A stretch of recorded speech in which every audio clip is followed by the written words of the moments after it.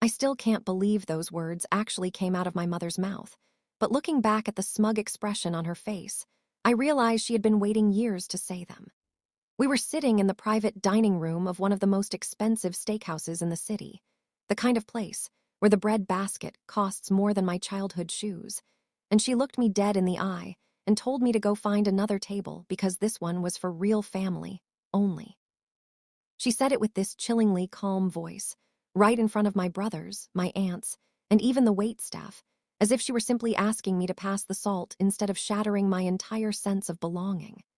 At that moment, 24 years of being the perfect daughter evaporated, and I was suddenly just a guest who had overstayed her welcome. But here is the thing. She didn't know I had a secret of my own that was about to turn her precious family legacy into a pile of ash. Was I wrong for what I did next? Or would you have done the exact same thing if the people who raised you suddenly treated you like a stranger? I need you to listen to the whole story before you judge me, because what started as a fancy dinner ended with me walking away from that life forever, but not before I took back everything they thought they owned. To understand how we got to that table, you have to understand my role in the Miller family. I was adopted when I was 3 years old. My parents, or at least the people I called Mom and Dad, had struggled with infertility for years before they got me. My mother, Alina, always made sure I knew how charitable she was for taking me in. She would tell guests at dinner parties how I was a blessing from a difficult situation, which was her coded way of saying I came from a lower class than them. 5 years after they adopted me, Alina had a miracle pregnancy and gave birth to my twin brothers, Leo and Marcus. From the second those boys were born, the shift in the household was palpable. I went from being the miracle child to being the live-in help. While Leo and Marcus were bought brand new cars for their 16th birthdays, I was told to get a job at the local library if I wanted gas money for the hand-me-down sedan I inherited from my grandmother. I didn't mind the hard work, honestly. I excelled in school, got a full scholarship to a prestigious university, and eventually became a successful estate attorney. I thought that by being successful, I could finally earn a permanent spot at their table. I spent my weekends helping my father with his business contracts for free and spent my holidays planning Alina's elaborate charity galas, thinking that if I made myself indispensable, they would have to love me. My father passed away about 6 months ago, and that's when the mask really started to slip. He was the only one who ever truly treated me like his own blood. In his final days, he pulled me aside and told me he had taken care of me, but Alina was in charge of the primary estate until her passing. After he died, Alina's coldness turned into outright hostility.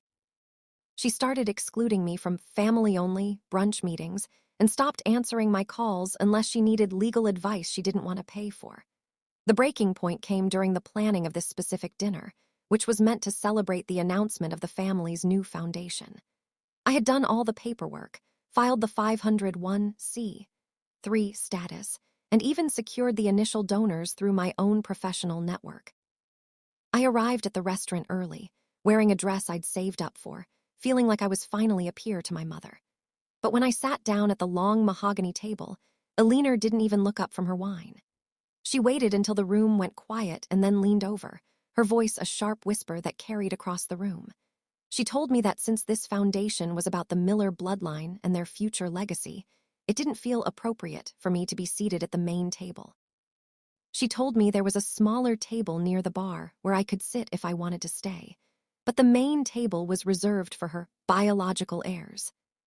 I looked at Leo and Marcus, expecting them to say something, but they just looked at their menus, too cowardly to challenge the woman who controlled their trust funds. The silence in that room was the loudest thing I've ever heard. It was the sound of 20 years of effort hitting a brick wall. Alina actually pointed toward the bar, her fingers shaking with a sort of cruel excitement. She really thought she had won. She thought she could use my skills to build her empire and then discard me like an old piece of furniture. So, that is the situation I was in. I had the power to either cry and leave, or stay and take the humiliation, or use the information I had been sitting on since my father's passing to change everything. Before I tell you what I did when I stood up from that chair, I want you to pause and comment below. If you found out your entire life was a lie, and the people you loved treated you like an outsider the moment it became convenient, would you walk away quietly? Or would you burn the bridge while they were still standing on it?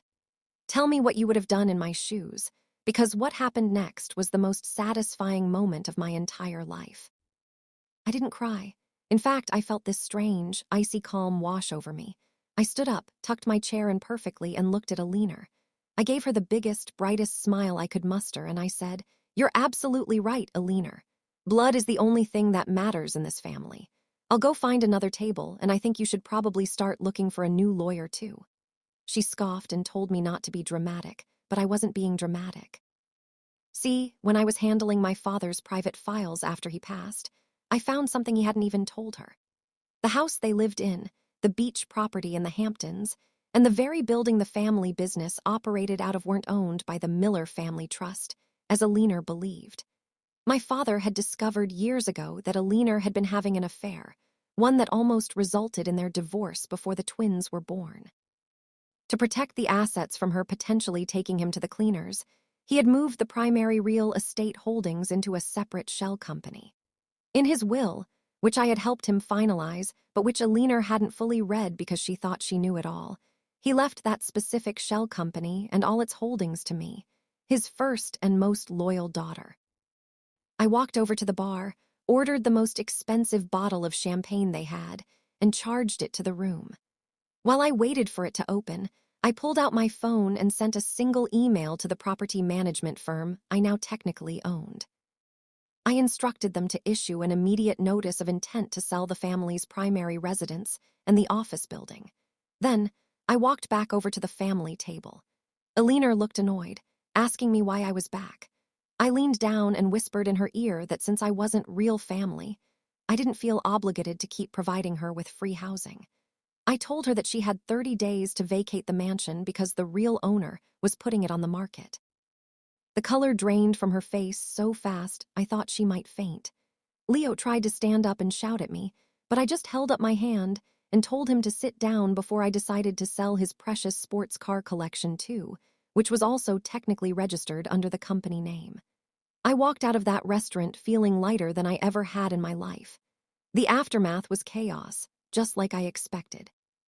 Alina tried to sue me, claiming I had manipulated my father in his final days. But as an estate attorney, I had made sure every single document was ironclad and witnessed by 3 independent parties. She ended up having to downsize to a small condo, and my brothers had to actually get real jobs for the first time in their lives because the family foundation they were so proud of had no assets left to its name. I used the proceeds from the sale of the properties to start my own firm and a scholarship fund for foster kids who actually want to make something of themselves. I don't talk to them anymore, and honestly, I've never been happier. I realized that finding another table was the best advice Alina ever gave me. I just didn't realize at the time that my new table would be a lot bigger and better than hers. Sometimes the people who are supposed to love you the most are the ones who view you as a tool rather than a human being. It took a devastating moment at a dinner table for me to realize that I didn't need their validation to be whole. I took my power back, and I don't regret a single second of it. If there is a lesson here, it's that you should never underestimate the person you've spent years pushing aside, because they might just be the one holding the keys to everything you value. If you think I was right to take back what was legally mine and leave that toxic environment, make sure to like this video. It helps me know that there are people out there who understand why I had to do what I did. If you've ever dealt with family who treated you like an outsider, share your story in the comments. I'll be reading them and replying to as many as I can. And don't forget to subscribe for more stories about people finally getting the justice they deserve. I'll see you all in the next story.